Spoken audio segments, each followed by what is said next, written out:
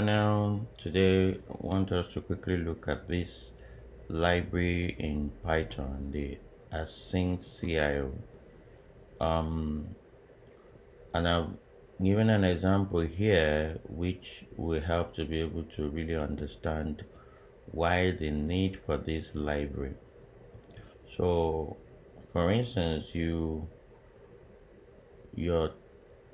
aim is to call a function. So, starting from here, you want to call a function, and the execution of that function requires you that you do an activity that might take some unusually long time.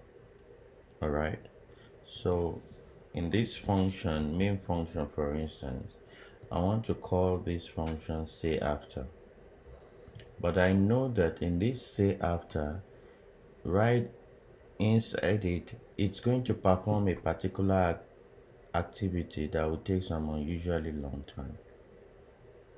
Such activity could be maybe reading files from the file system, or reading records from a database, or pulling information from the internet, opening an internet socket, or making a search on the web. You can continue to list such kind of unusually time consuming tasks.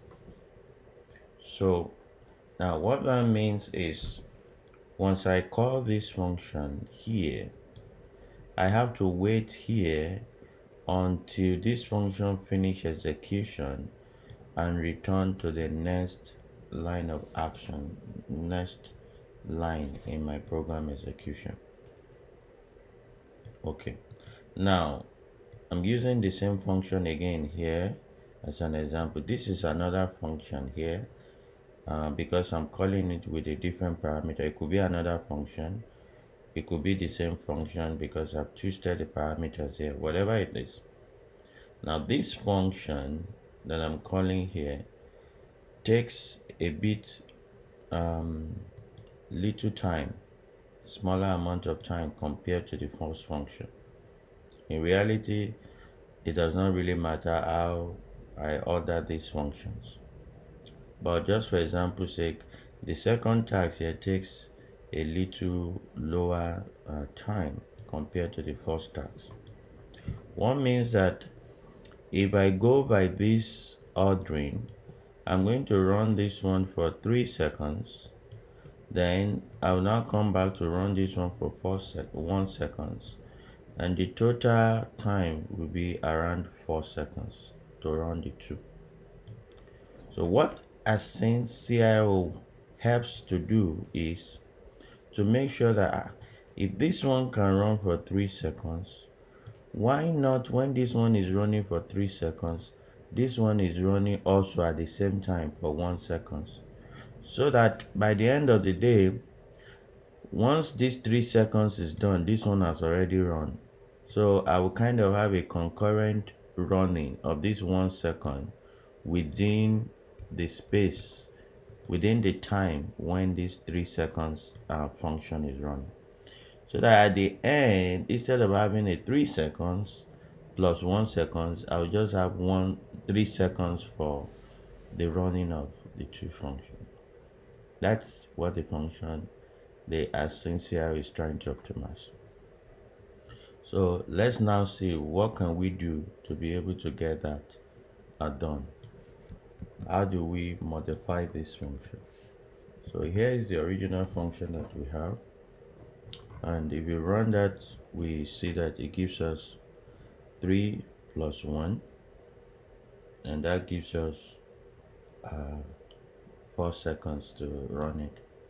So to now help to modify this function to make use of the Asyncio, so what are we going to do? The first is we need to precede all the function with the async. We also have to precede this one with async. Okay, all right. Okay, then here in this function that is blocking the entire program, we have to await that function. We have to use the await keyword. And async has its own uh, function to be able to help us mimic this same sleep. So instead of using time, we're going to use the Asyncio sleep function. So that will help us. Instead of using time, we use that Asyncio. Okay. All right. Now in this main function, instead of just calling this function straight, since it's now an async function, we have to call it and wrap it around what? A create task.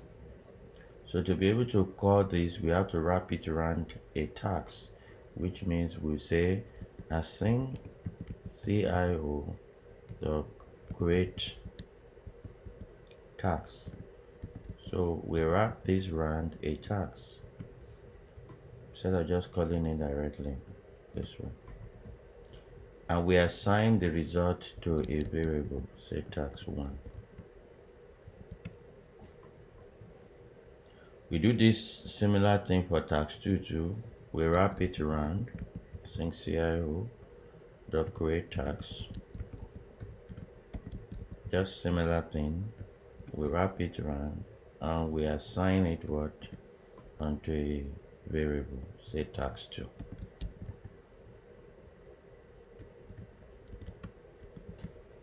Alright. So one more thing that we need to do is, once we have done all this, then we need to wait for both tasks to complete.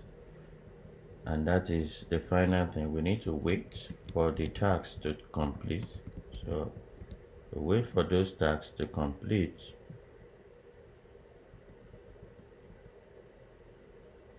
To be sure, what do we use here? Is it tab? I see tab works. So we will use the await to wait for task 1. And we also use the await to wait for task. Okay, so one last thing, to run our main, since we have wrapped it with an async, then we have to also run it by wrapping it around asyncio, just like the same way we wrap the call to function with create task. So we're going to wrap this call to main with asyncio. We wrap it around a run wrapper. That's where we're going to call it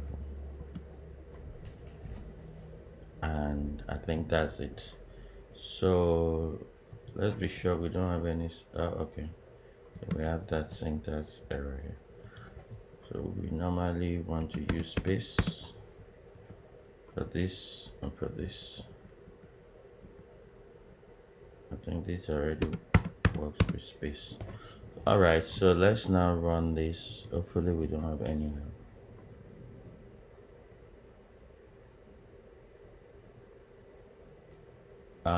Okay, single n async cl scenario.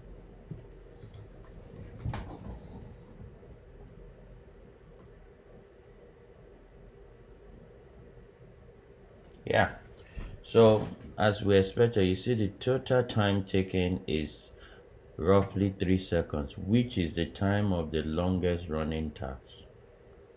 Okay, so what that means is if I reduce this to 2 seconds, the time that we take will be the time of the longest running task.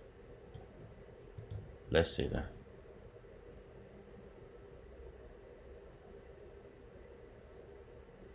You see, 2 seconds. Meaning that while this longer task is running, this also find a way of running at the same time. Very interesting. All right, thank you and see you in the next one.